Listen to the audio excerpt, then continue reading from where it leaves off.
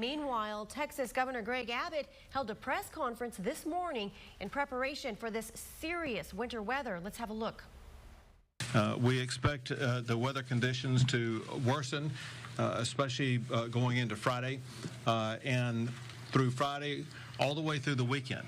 It will just increase in severity, posing ultra cold temperatures, but also providing types of precipitation that could be hazardous to people on the roadway, could be challenging for power lines. Because of the severity of this storm, right now I am making a disaster declaration covering 134 counties across the state of Texas to make sure that every possible resource can be made available to them. Well, from across the state to here in the Permian Basin, local officials are also preparing for this approaching storm. That's right. Several met today to discuss plans if this winter storm grows in severity. That includes county officials, the National Weather Service, local school districts, and more.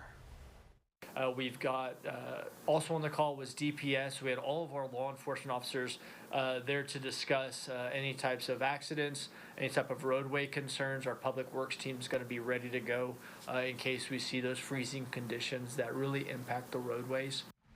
If the power goes out, officials are encouraging you to reach out through the non-emergency numbers at the Odessa Police Department and the Ector County Sheriff's Office. Those numbers are right here on your screen. We're told officials on the line will help you get the resources that you need.